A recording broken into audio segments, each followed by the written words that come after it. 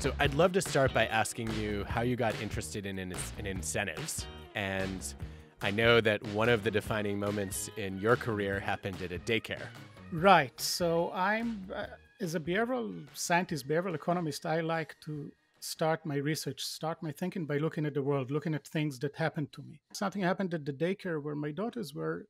The teacher, always told us to be on time. And I remembered that once at lunch in Tel Aviv, we were running late. I drove like crazy because you need to be there by 4 p.m. to pick up your girls, right? That's what a good person does.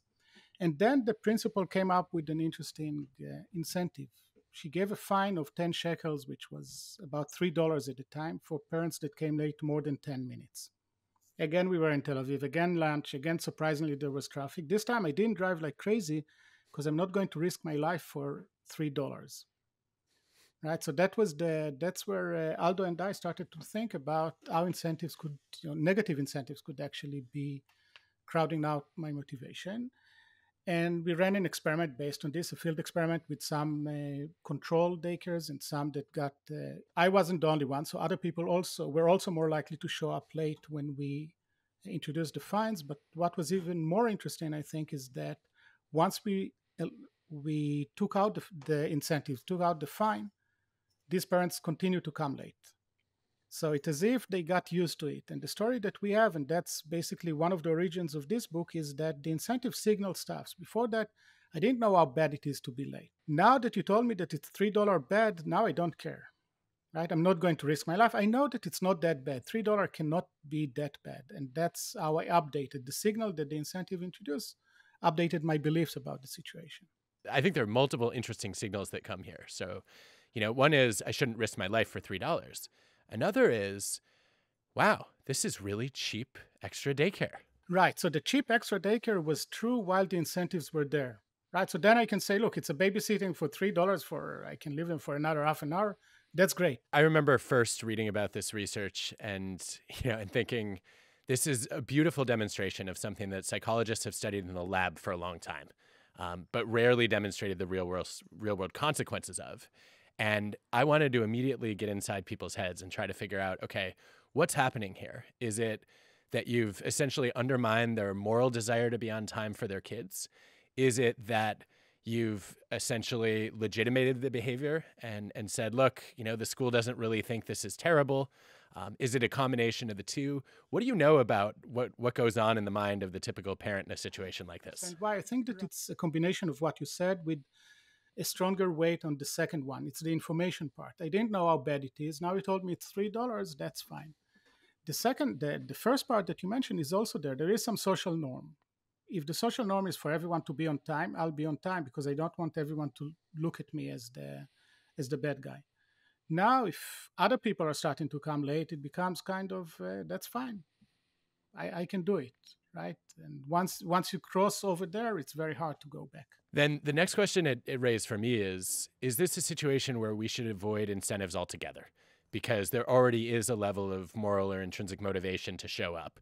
Or is there a better incentive system that you could create? Right. So you can think about a few aspects of this. First of all, you can make the incentives really high. And that doesn't have to be money. So in some places in Paris, if you're late to pick up your kid, at some point the principal will take the kid to the police station and you'll have to pick them up from there.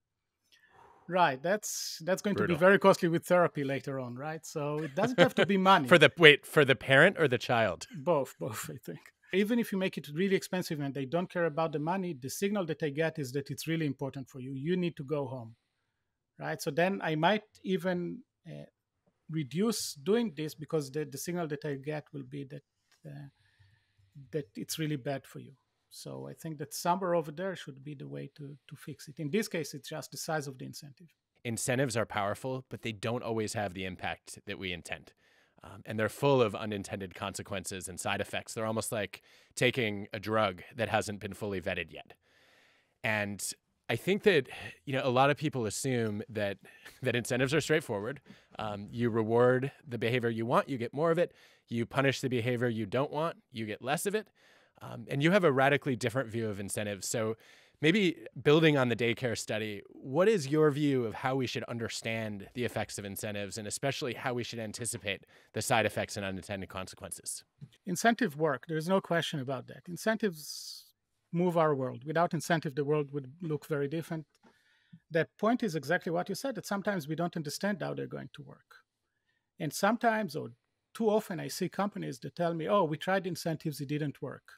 And to me, it's like saying I went to a bad Japanese restaurant and the food was bad, and from that concluding that Japanese food is bad. No, you just went to a bad restaurant or you just designed a bad incentive. There are two solutions for this.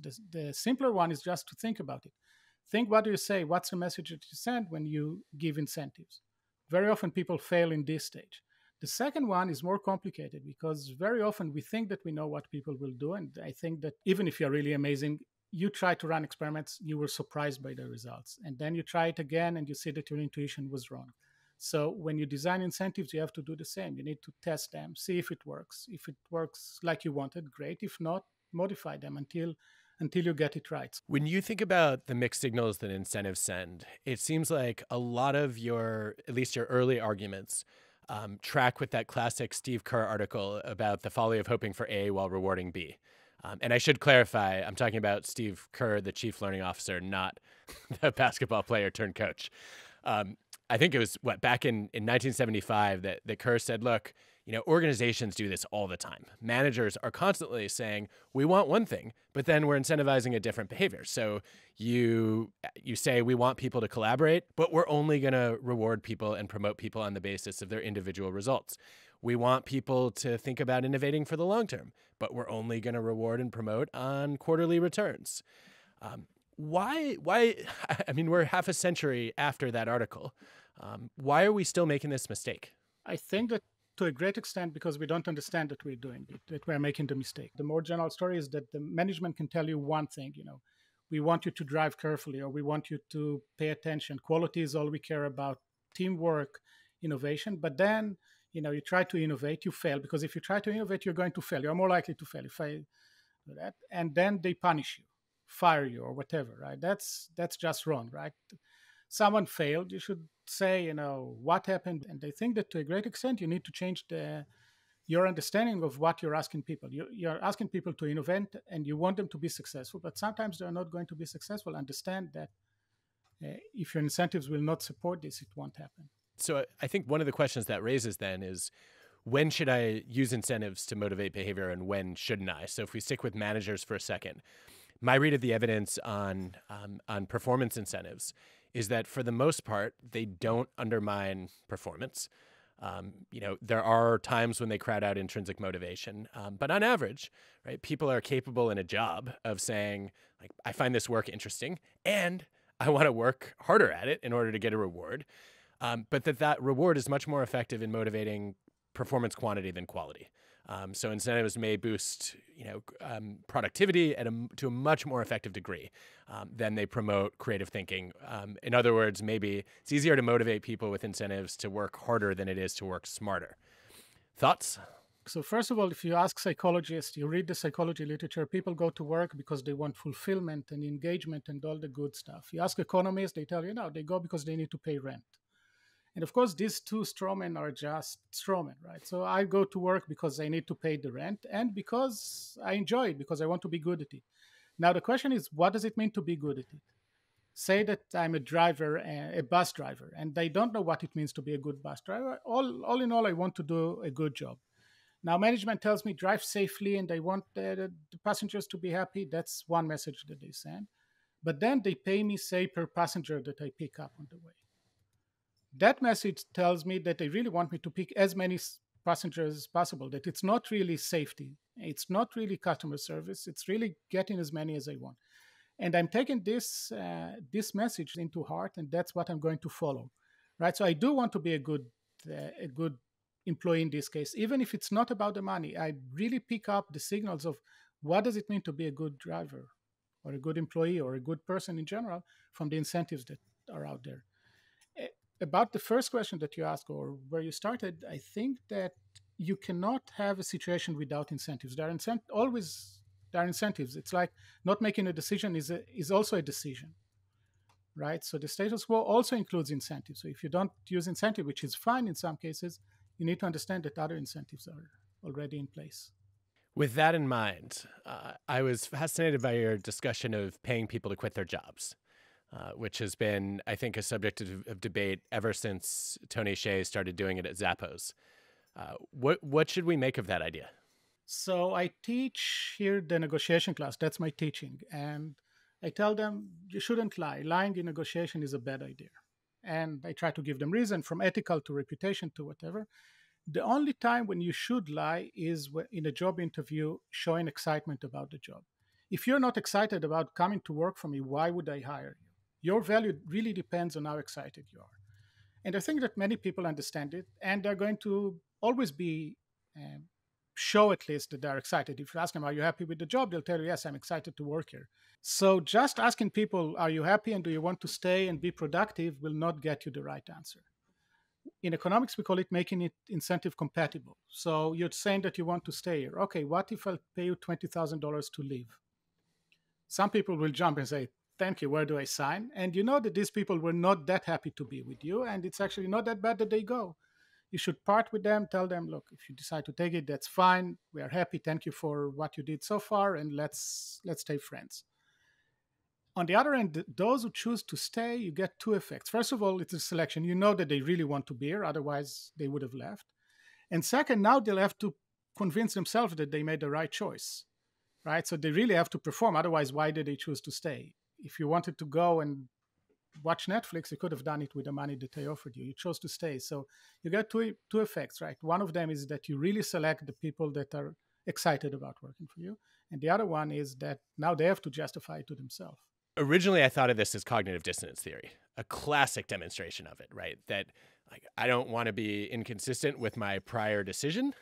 I've essentially made the commitment already, and so now I need to follow through on it. Right. And it would also be really stupid to walk away without the $20,000 when I could have walked away with it.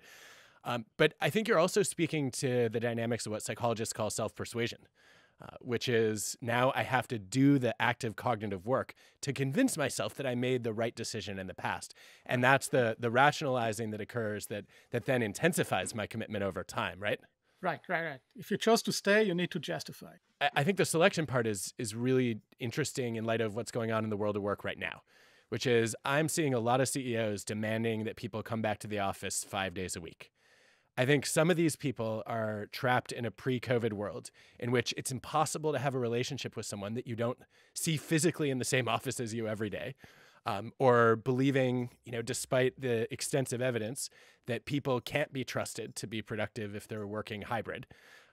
But I think that some of these leaders are actually trying to do a version of what you're describing, which is they're demanding that people come back to the office. They want to know who's committed. And they're hoping that people will weed themselves out, and that way I don't have to do layoffs. How plausible is that from what you're observing? So a few things about this. I think that if I look at myself, I don't have to go to work. You don't have to go to work in the morning. We need to go to teach sometimes, but other than that, we can choose where to go. Pre-COVID, I used to go 5 days a week to the office because I didn't have a nice setup at home. Now I made my garage my man cave. I have a good computer over here, and I can stay home. So it's less attractive to go, and I kind of miss it. I miss the interaction with people, but it's it. I think that to a great extent, that's what you said about asking people to come back to work is a signaling thing, right? So if you can be in other places and not come to work, and you choose to be here and come to work, you're going to justify it. If you drive to work and you're over there, you're going to be more friendly maybe with your coworkers, because otherwise, why are you here? Right? So if you just go in the morning, go into your cubicle and doesn't socialize with other people, why are you here? So I do think that you'll get the selection that you said, that only people that are really serious, that really want to stay in this work will stay. And you also get I'm going to try more when I'm there, because otherwise, why am I doing this? There's a risk, though, isn't there? Which is if the gap between expectations and reality gets too large, people have a difficult time justifying the behavior. So if I get dragged back to the office and I persuade myself I'm really committed, and then the office is completely miserable or it's a ghost town, then at some point that's not going to be a sustainable narrative for me, right?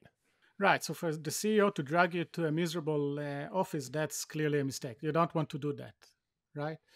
So it's, I think that it's all about coordination. What I said about the professors, my colleagues, we try to coordinate now on Monday, Tuesday, and Thursday, for example. And then when we're there, we understand that we're not going to be as productive in writing papers, maybe, but we'll be just as productive in gossiping and discussing, which is an important part of what we're doing. And if the work environment is not going to be a pleasant one, I don't want to be there, and then you lose good people. I don't think I've ever heard an economist call gossiping productive before. Oh, that's the fun part of work. When I think about the literature on gossiping, I can think of two productive kinds of it. One is what my colleague Shmuel Melwani studies, where when you gossip with someone, you're signaling that you trust them, and that strengthens your bond. The other is Matthew Feinberg, Rob Willer, and colleagues, what they call pro-social gossip, where I'm spreading negative reputational information about someone to warn you, Uri, do not trust this person. He's a selfish bastard. Right. Watch out. Does the gossip you consider productive fall into either of those buckets? Is there a third category we're missing? You asked me at the beginning, why do I study incentives? I think that gossip tells you a lot about the incentive of people. So people are telling you A, but actually it turns out that they care about B. I think that's part of gossip, and that's the part that I like the most, right? To really understand why are they doing this? I think that's the part of gossip that I really like. There's, of course, informational aspect to it, but for me, it's really more about understanding the hidden motives of people. Why are they doing what they're doing? Gossip is a window into implicit motives, your next research program. Exactly. That sounds like a book title. And I think the gossip in it would have to be extra juicy. So one of the other things I wanted to ask you about in the realm of incentives is the question of incentivizing pro-social behavior. This is something I've been curious about as someone who spent a lot of my career studying pro-social behavior. And it seems to me that it becomes especially complicated in the domain of saying, we want you to care about others. We want you to act in a way that shows concern or compassion, or maybe even some degree of altruism. And we're gonna try to reward that behavior or dangle a carrot or bring in a stick that's gonna shift you in that direction. And I thought you had a very interesting and nuanced take on all this. So walk me through it. Right. So there are a couple of things about this. The first one is just straightforward, giving you what we call pro-social incentives. So my former student, Alex Simas, for example, has this nice paper in which he shows that if I ask you to do something, to put some effort in it, and I pay you very little, it's not useful. If I pay you this very little by telling you, if you'll do that, I'll give money to, I don't know, Make-A-Wish Foundation, that's much more effective. So for small amounts, actually, using charity is more effective.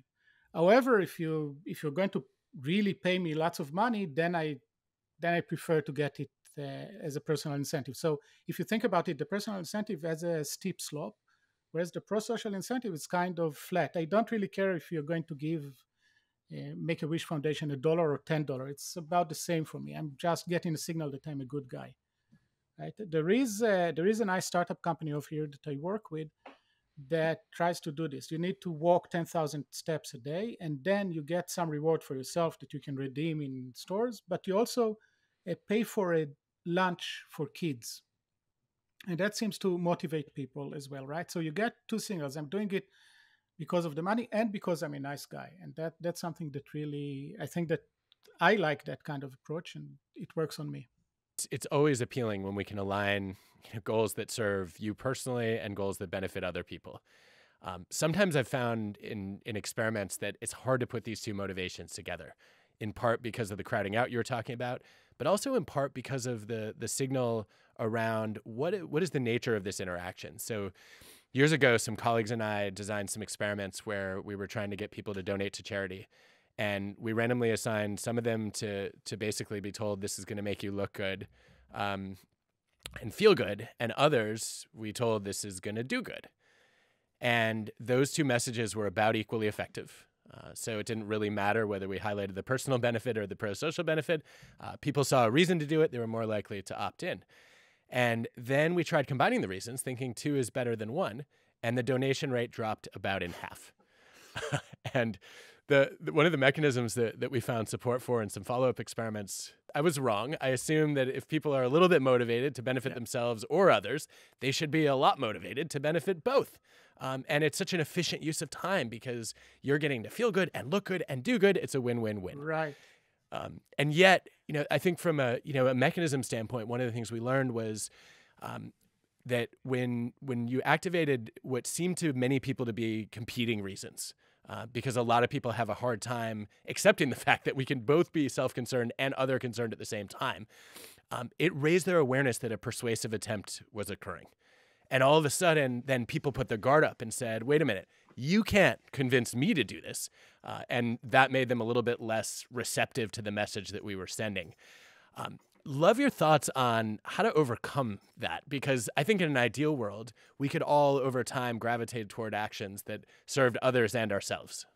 I distinguish between signaling to others and signaling to yourself. So signaling to others basically shows, look, I'm a good guy, I'm doing something good. Signaling to yourself, you can also convince yourself that you're a good or less good of a person. We ran an experiment with Uri Gneezy, my wife, and Leif Nelson from Berkeley.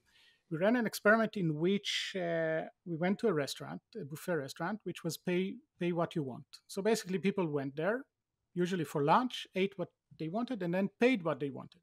And usually the waiter would come to them at the end of the meal, said, okay, as you know, it's pay what you want. You can choose how much to pay. And people did pay. They paid about, if I remember correctly, about €6 on average. So it was good enough. Now, they're getting two signals by doing this. They're signaling to the waiter how good they are, and they're signaling to themselves how good they are. But the signal to themselves is not very strong because I think that I do it just not to look like a jerk to the waiter. I want to impress the waiter or maybe the people next to me.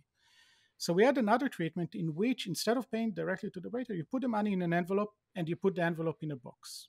No one sees it. At the end, we can look at averages. We look what people gave, but we cannot say Adam gave X dollars. That we cannot know. And you would imagine exactly like in your story that signaling to others disappears. The waiter doesn't see it. I don't mind putting just one coin in there. No one will know. I can go and walk away. But because of that, the self-signaling is actually stronger because now I say, well, if I give money, it's just because I'm a nice guy. Why else would I give money? No one else will. And we saw that people gave a bit more when they put the money in an envelope. So I think that it's very similar to your story in which just the weakest treatment was actually got us the best results. So the combination of the two was detrimental because the signals got mixed and the value of the self-signaling went down. I want to go to a lightning round if you're up for it. And then I have a few more questions for you. So standard lightning round rules, looking for a word or a sentence, not much more, and you can skip one if you wish. And if I skip two, what's the punishment? Based on everything I've learned from your research, I'm going to be very disappointed in you, and you might be disappointed in yourself too. Okay. So I'll try. I'll do my best. What is the worst incentive you've ever seen? The worst is having been on a motorcycle where the driver has a helmet and you don't. Because the driver is not going to drive safe and you're going to be in bad shape. Sold. What's the biggest reward or punishment mistake that you make as a parent? So I tell them they shouldn't lie, and then they observe me lying. I tell them they shouldn't touch the phone. They see me touch the phone during driving. Those are the kind of things that we do. What is the worst career advice you've ever gotten? Just write good papers and everything else will be okay. Turns out that politics is important also in academia. Disappointing, but true. Yep.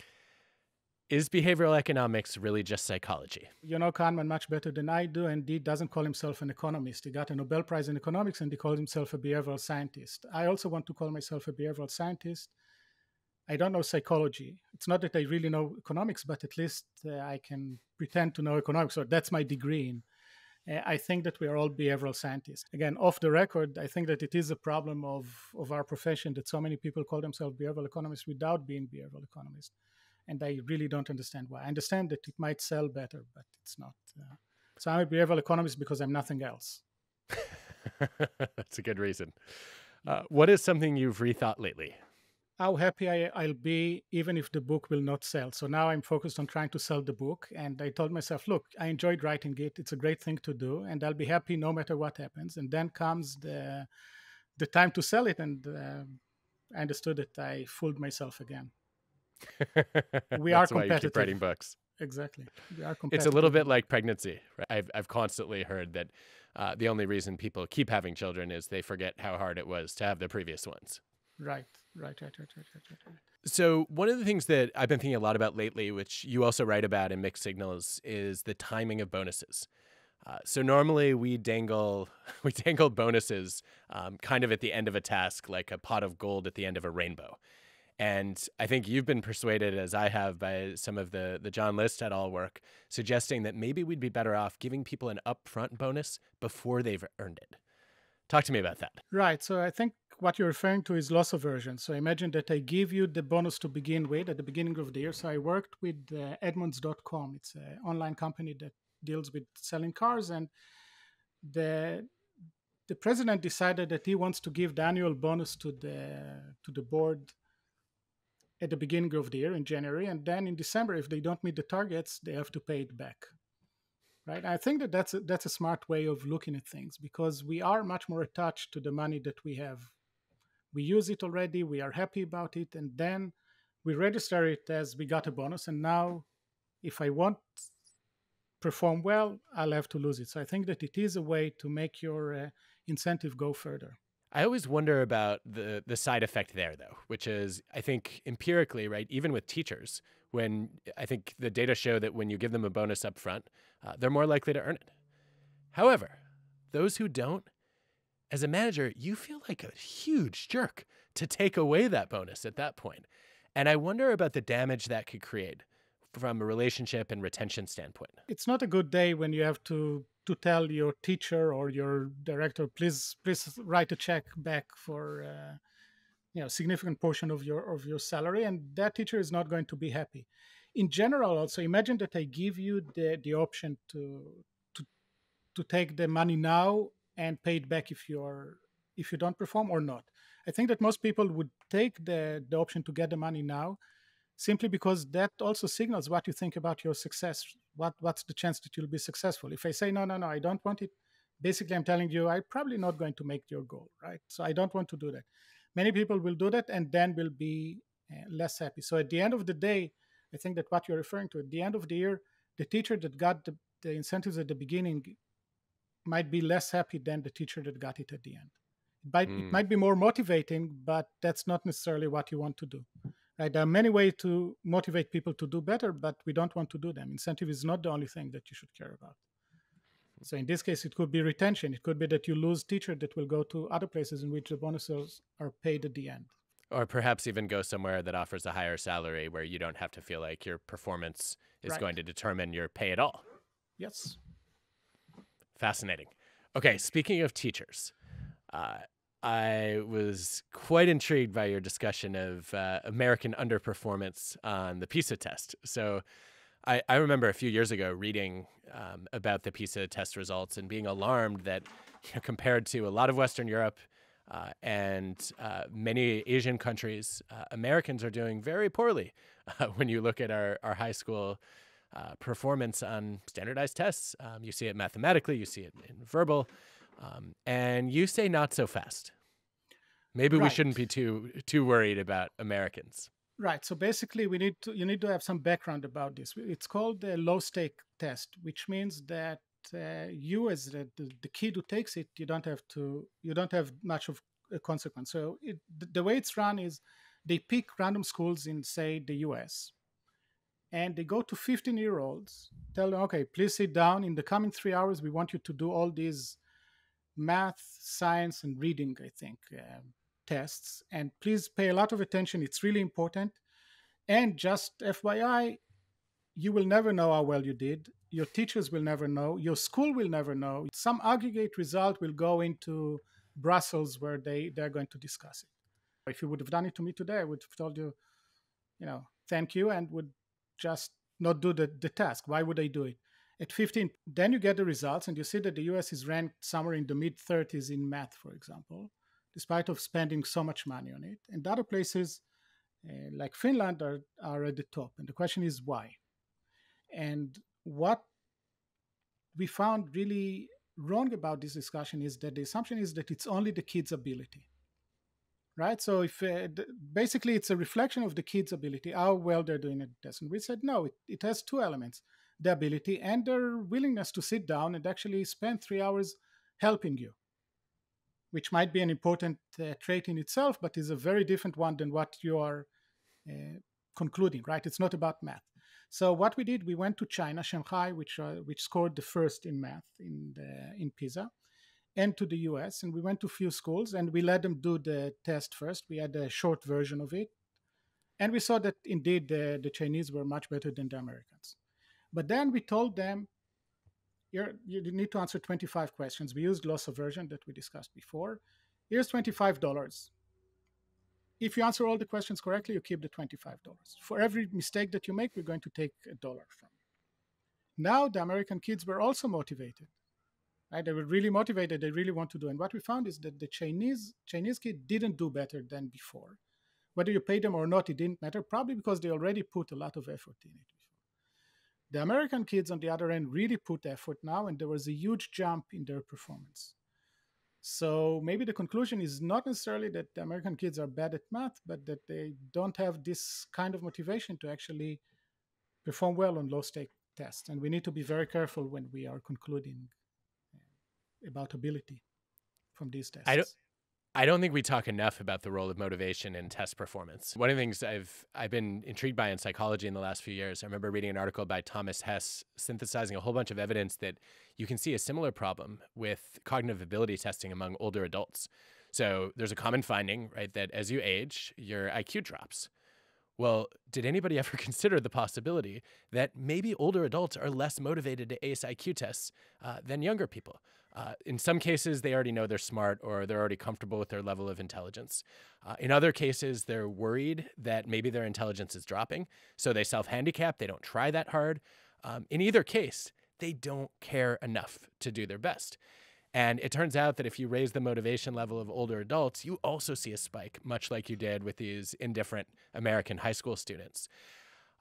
It makes me wonder, I like the idea of low stakes testing in general because it takes the pressure off.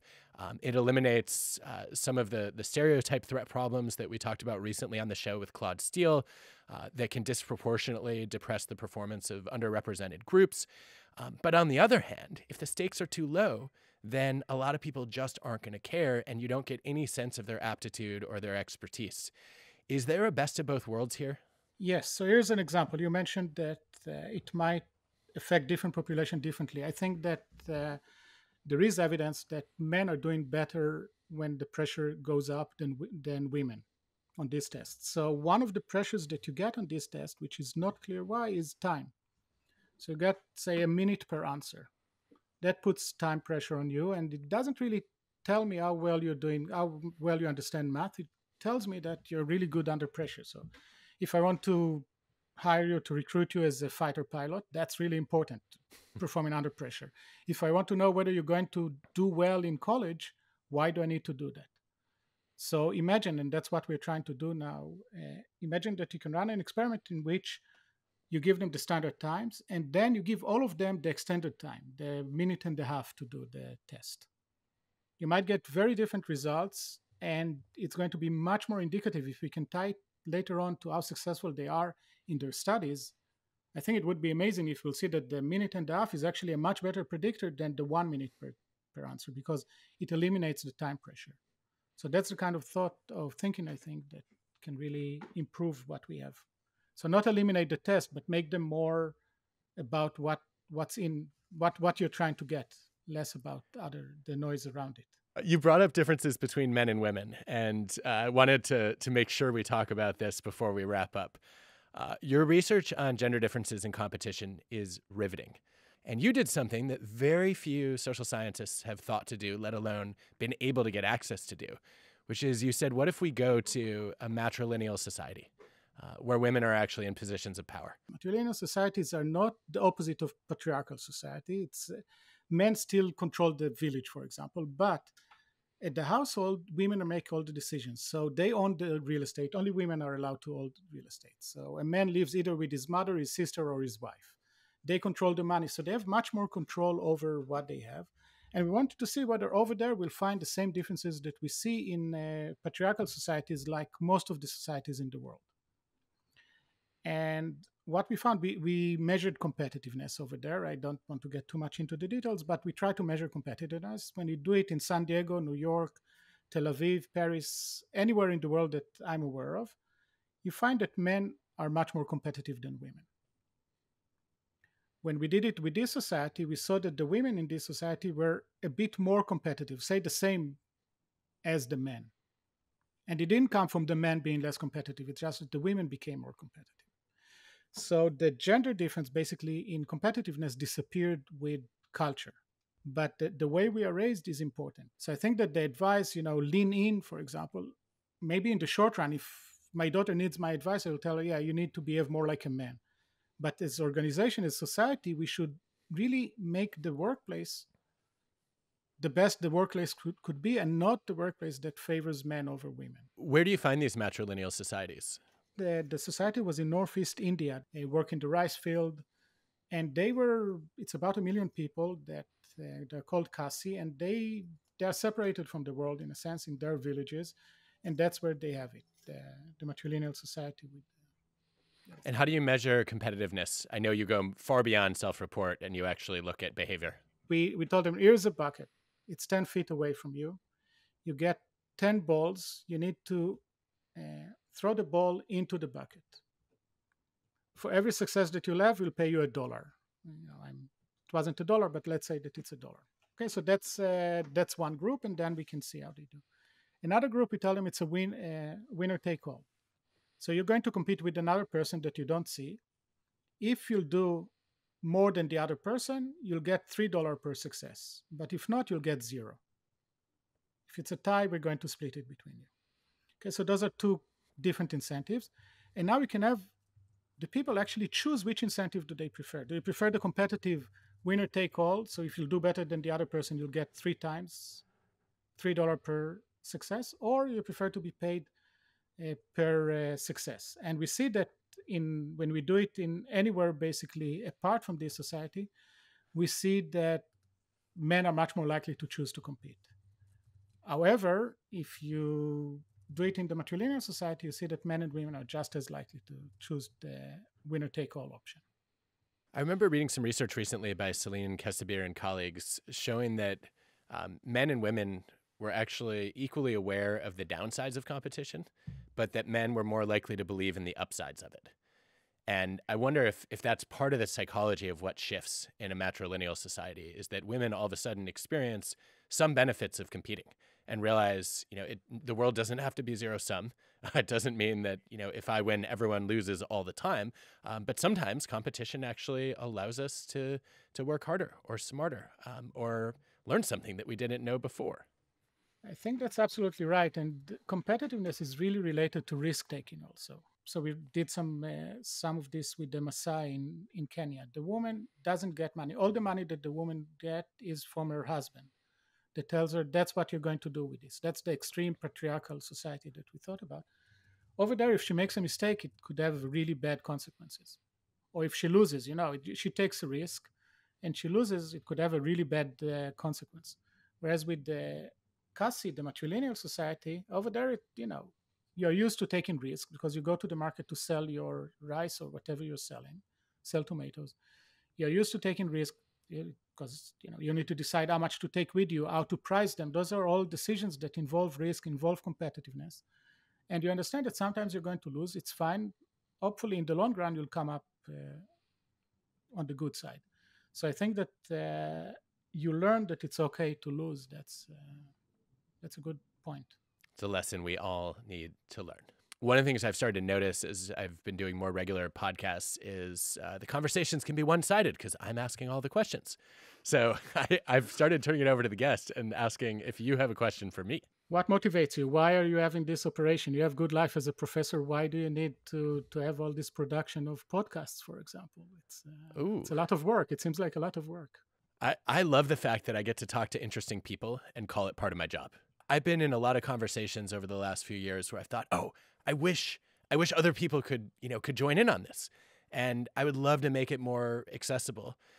And I guess Originally for me, podcasting was a new medium to share what I was learning as I was learning it, as opposed to after I learned it. Right. And increasingly, I feel like the more that people can be a fly on the wall for an exciting conversation, the more ideas we can bring into the world. And that's ultimately why I became a professor. I think it's why most of us get into this enterprise, right? Is we love knowledge. We're excited to share ideas, and the more vehicles we have for doing that, the better.